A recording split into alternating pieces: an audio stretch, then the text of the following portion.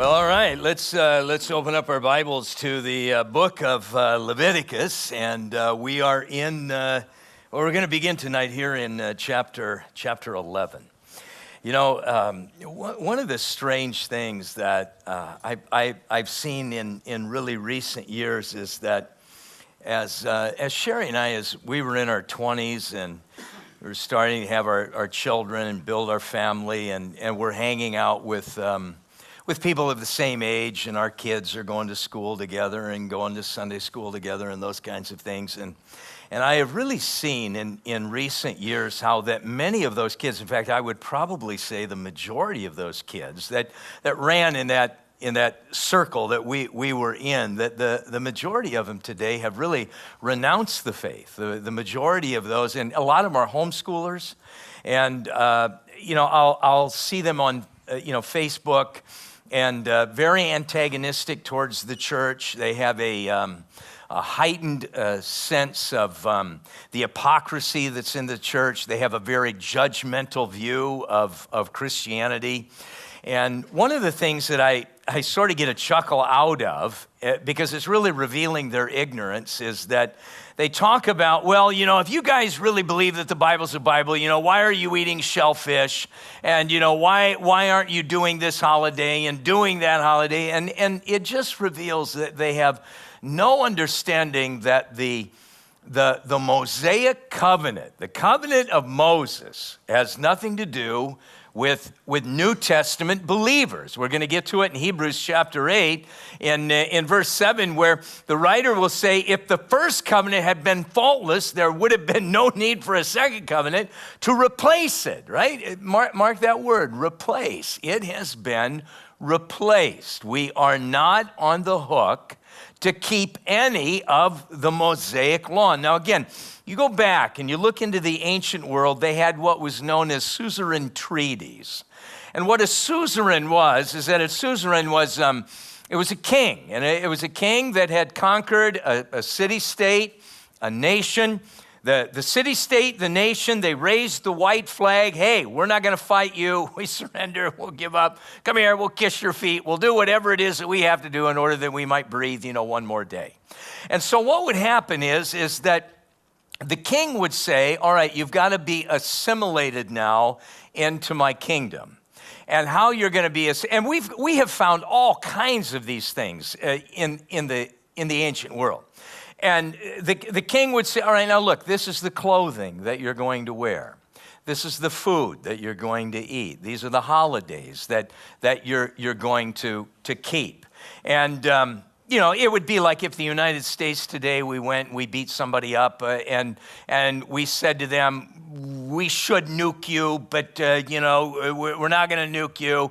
But this is what we're going to do. You're going to keep 4th of July holiday, all right? You're going to roast some hot dogs on that day.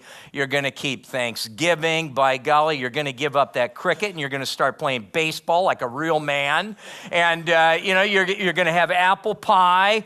And it's all about trying to get this outside force to become assimilated into our culture, and that is exactly what we have here. The Lord says to Israel, look, I'm going to be your God, and you're going to be my people. Now, this is going to be your diet. This is going to be the kind of clothes you're going to wear. These are the holidays that you're going to keep. This is the music. This is the worship that I want the nation. And as long as you follow this treaty, you will be known as my people. So where we find ourselves now in chapter 11, the priesthood is up and running. For the first time, you remember Aaron and his sons now, they're sacrificing. The tabernacle is fully functional. They're getting ready to pull up stakes and head to the promised land. And how exciting is that going to be? And now, as we get into chapter 11 and chapter 12, we're going to get into the dietary and the public health issues. What are the Lord's people supposed to eat, and how are the Lord's people to interact with each other when it comes to public health types of things?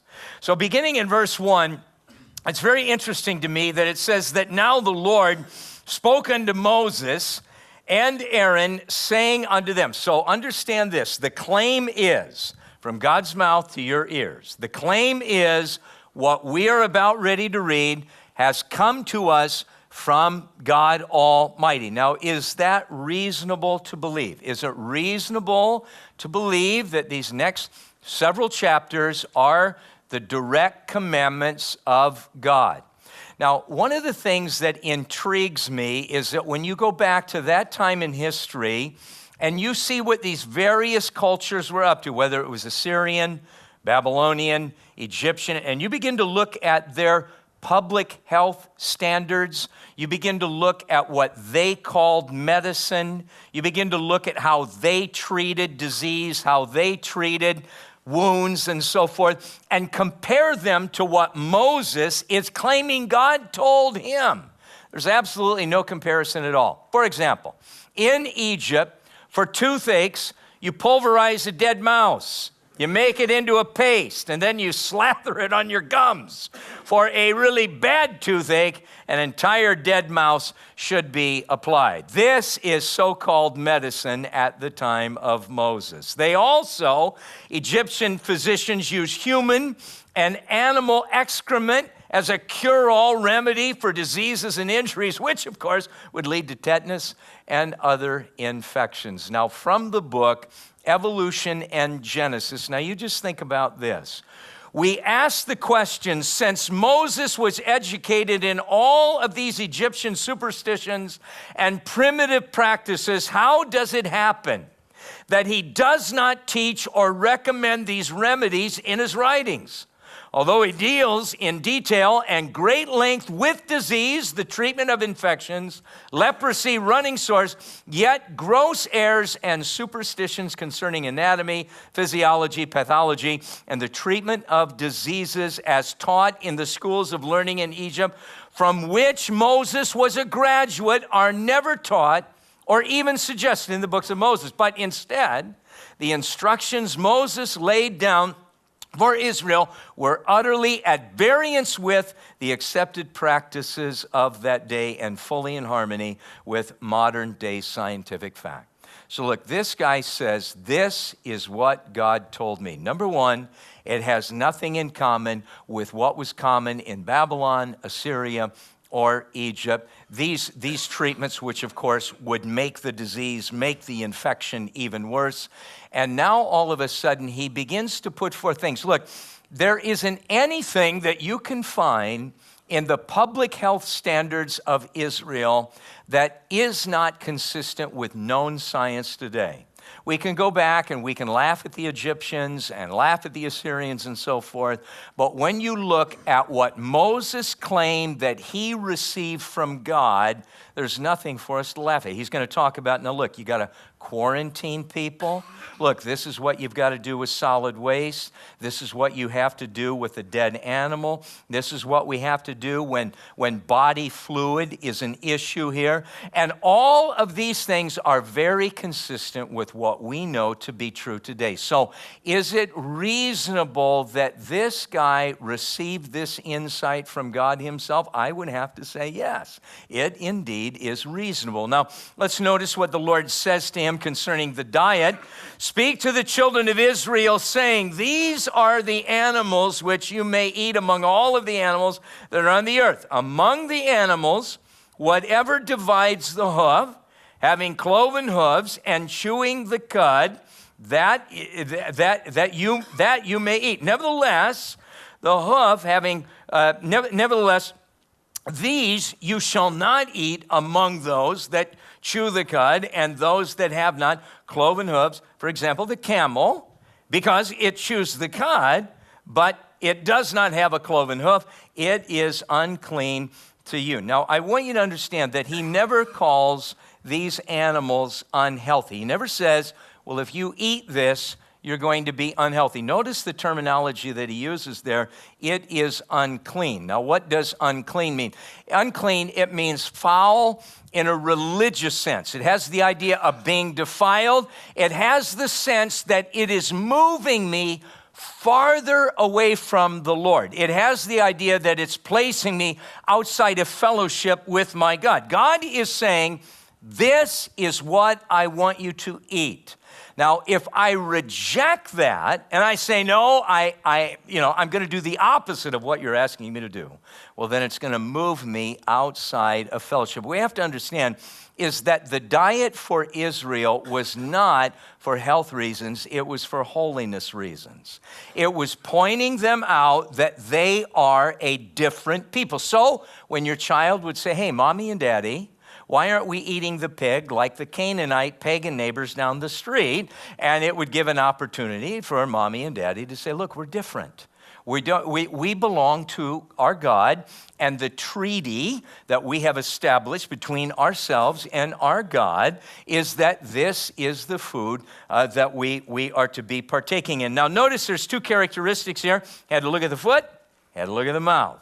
If the foot was right and the mouth was right, if it was a split hoof, and if they would then ruminate, if they would bring the priorly eaten food up once again and kind of chew on it, well, then it's okay. Notice that the two have to be in agreement. What causes something to be unclean is when the foot is contrary to the mouth, right? When there's consistency with what's going on in the mouth and there's consistency with what's going on in the foot, then it's clean.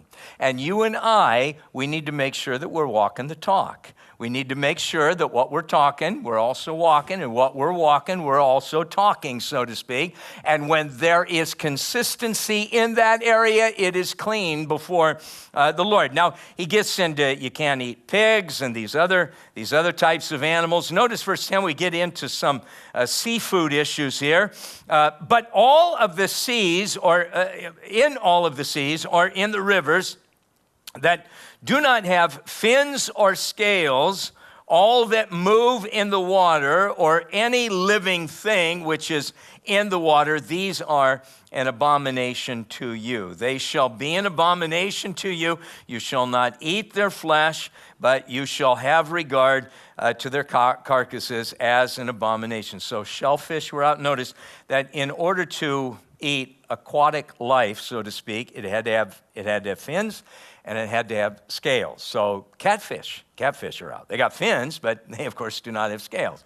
And eels and these kinds of things. He gets into these various birds that can and cannot be eaten. Very interesting, in verse 19, the stork, the heron after its kind, the hoopoe, I'm not sure what that was, and the bat. Now look, you only need to tell me one time not to eat a bat, and I'm with you on that. You don't need to repeat yourself. Now, there are people that will say, oh, come on. You mean your Bible is so dumb that it doesn't know that a bat isn't a bird? But when we back up to verse 13, that word bird there, it means flying creature. So these are the things flying through the atmosphere that you can and cannot eat, which as you continue down here, you also see that it includes insects and so forth. And again, he then gets into if it's got a paw, you can't eat an animal with a paw, right? So kitty cats can't eat cat. By the way, this is why there were no Chinese restaurants in ancient Israel, if you wanted to know that. And then he continues to talk about reptiles. You're not to eat reptiles and those things that are creep. I love that word creep around. Notice verse 31. These are unclean, you among all that creep, and whoever touches them when they are dead, they shall be unclean until evening. So he starts talking about these carcasses and what you do with a dead animal. Many people don't realize that during the Black Death, when Europe was in the grips of the Black Death, most Europeans blamed the Jews. And it was very interesting. They blamed the Jews because the Jewish population had fewer incidents than what was found in the general population. And so the general population became suspicious. You guys, you must have started this. It must be a big conspiracy. And so a lot of Jews they were burned at the stake and horrible things happened to them. Very interesting book called The Jews of Europe After the Black Death. The author says this: Jews were less affected because they had many laws that promoted cleanliness. A Jew must wash their hands before eating. After using the bathroom, it was customary for them to bathe at least once a week. And they also had these regulations on what you did with dead animals. They did not let a dead rat stay on their porch so the kids could poke at it with sticks and all. They got rid of it. So it was the very issues of hygiene that actually kept them so healthy when the rest of Europe was dropping like flies. So now he gets into very, very interesting. He starts getting into some of these water issues. You've got to have clean water. Notice verse 34, talking about if a dead animal hits the water or a vessel. In such a vessel, any edible food which water falls, it becomes unclean, and any drink that may be drunk from it, it becomes unclean. Now, what it's talking about, you want to have coffee in the morning. You don't want to walk down early in the morning to the well. So you take your clay pot late afternoon, early evening, the night before, fill up the pot. You got it sitting there on the kitchen counter, and you're going to pour it into the coffee maker first thing in the morning. And as you're pouring the water in the coffee maker, here comes a dead mouse out of it. Now, what he's saying is that you got to start all over. Oh, man, I got to go back down to the well again. I got to break the clay pot, right? And again, we can see that this all has to do with the spreading of disease. We can see that it all has to do with infection. In fact, very interesting, from the book Modern Discovery in the Bible, the importance of clean water supply is one of the major discoveries of the modern public health services. It was only around 1900 that it became recognized that typhoid fever in Great Britain, cholera in India, and many other diseases were spread principally by polluted water. And so here the Lord is saying to Moses, look, you got to guard over this. If something happens in a negative way to your water, you just don't chug it down anyway. There's some bad heebie-jeebies in that water. Throw it out, go back down to that clean water supply, and get you new water all over again. Now notice how this chapter closes out. In verse 44, notice, for I am the Lord your God. Notice verse 45, for I am the Lord that brings you up out of the land of Egypt to be your God. Now you therefore be holy, for I am holy. So the Lord closes this by saying, look, do what I'm asking you to do. I'm God. You are not God. I am God. I want to have a relationship with you. I need you to be holy as I am holy. I need you to respect the rules of the house, so to speak. If you want to be members of my house, you've got to honor the rules of this house. Now, there could have been people that would say, it's just a piece of catfish, all right? Why can't I have? And the Lord is saying, don't have a cat, have the tilapia, all right? I don't want you to have it. Well, why can't I have it? Now, look, we understand that we train ourselves and we condition ourselves for obedience primarily through the little things, the little right things that we do in our life. And the Lord knows that if you'll be faithful every day of your life to say no to catfish and no to bats and no to some of these other. Now the Lord is saying, go get yourself a nice lamb chop, all right? Go out there and get yourself, this piece of meat or that. Look, I don't want you to have this. And you and I train ourselves in obedience. And if we will spend our week saying no to catfish, then it enables us at the end of the week when we are tempted to be unfaithful to our spouse and there needs to be big obedience. Well, we're conditioned to keep the big obedience because we're faithful with giving God the little obedience throughout the days of our life. Look, if we had like a a marriage seminar, and so we're going to have a couple here, and they're going to be sharing their story, and maybe it's a story of infidelity, the wife or the husband, or maybe both of them. And if you listen very carefully to their testimony, I will bet you anything that what they will be saying is things like, well, we started to drift. Well, we began to let things, just drift away. We began to be a little undisciplined. We really weren't praying with each other anymore. We really weren't doing any kind of devotional life. We really weren't giving each other that, non-sexual touch. And we really weren't communicating with each other. And we weren't taking care of the little things, and it opened us up for the big attack. And so here the Lord is saying, it might seem like a little thing to you, but it's a big deal to me. And our obedience in those little things so oftentimes sets the stage for victory over the big temptations and the big mountains that we have facing ourselves. Now, notice in verse 1, this is very interesting as we get into some of this public health stuff here. He says, "Then the Lord spoke unto Moses, saying, I'll speak to the children of Israel, saying, if a woman has conceived and she's born a male child, so she has a little baby boy, then she shall be unclean for 7 days, as in the days of her customary impurity, and she shall be unclean." So again, here's a woman now that she's had this little boy, and so for 7 days, she is to be quarantined. Now again, there's been probably physical damage that has been done to her in the delivery of the child. There has been blood loss. There's body fluids involved in all of this stuff. We understand how disease can be easily transmitted in body fluids. And so look, let's make sure after she has the child that for 7 days she is totally and completely isolated. Now, notice in verse 3, "And on the 8th day, the flesh of his foreskin shall be circumcised." The idea is to be cut around. "And she shall then continue in the blood of her purification for 33 days.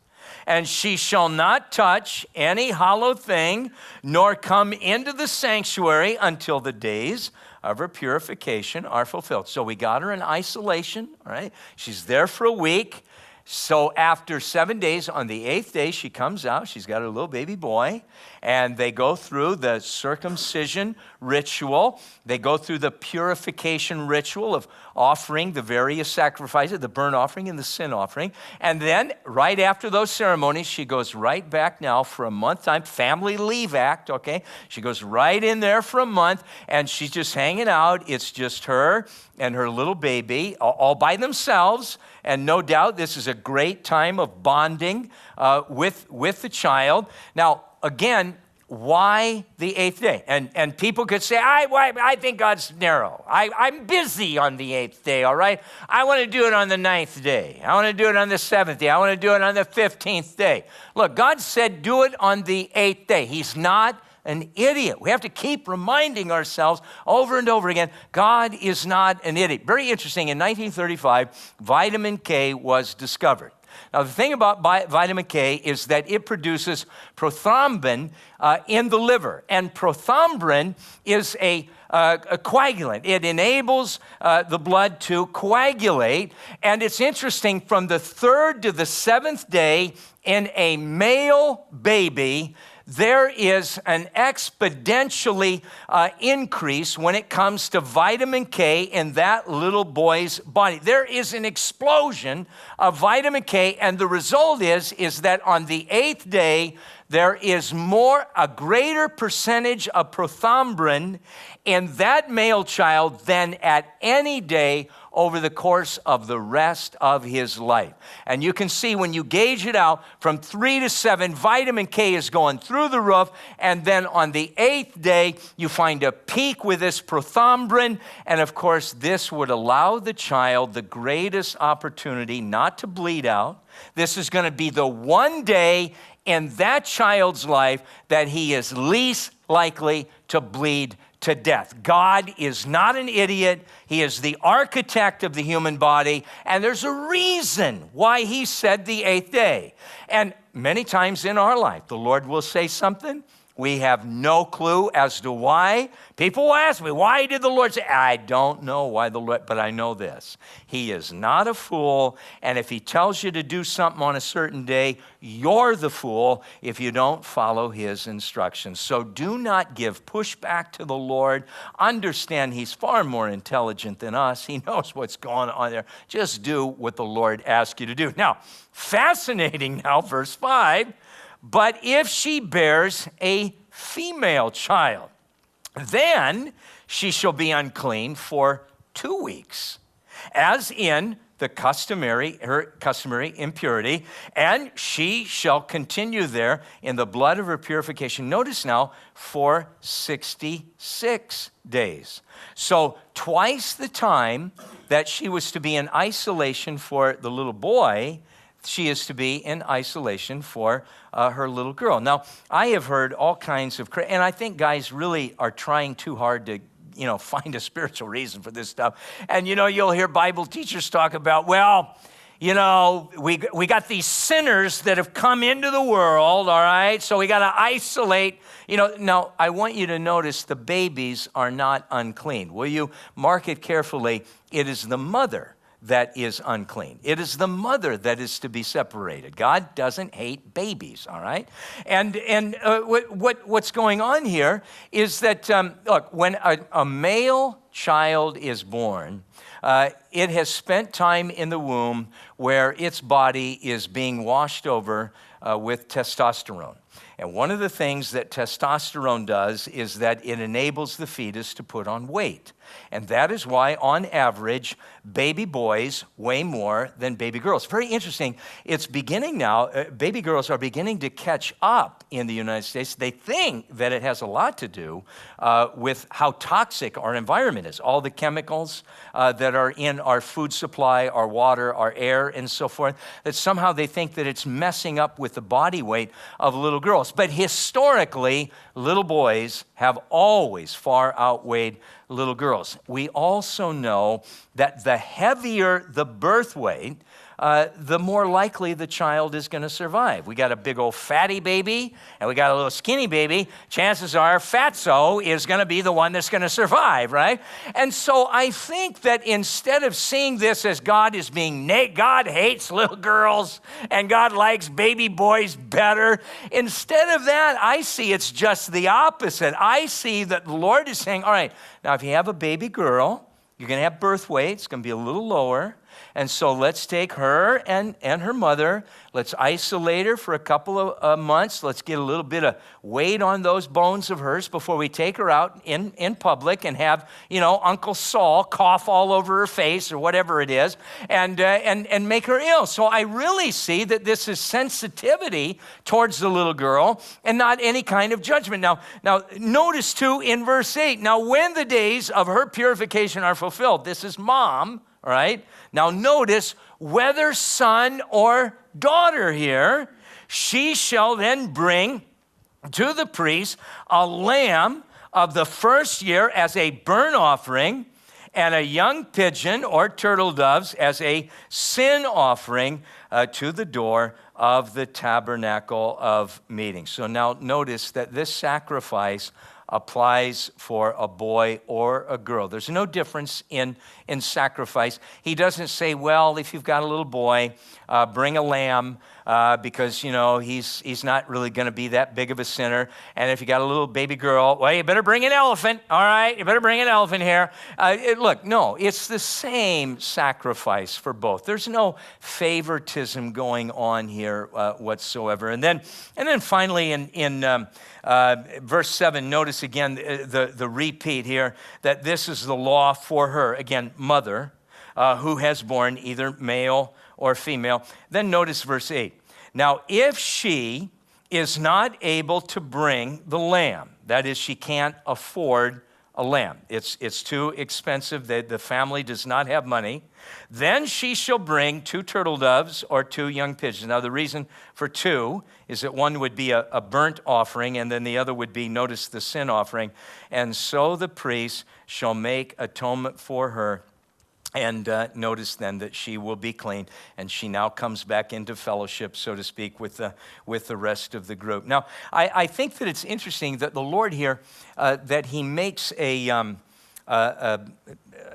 special provision for people that just can't afford it. Isn't it interesting that the Lord wants to be worshiped, and the Lord wants to make it possible for all of his children to participate in these kinds of things. And he's very sensitive that if there are going to be people that they can afford this stuff, and there are going to be people that they're not going to be able to afford it. Well, thank goodness that the Lord allows, the Lord lowers the cost of admission, the price of admission, shall we say.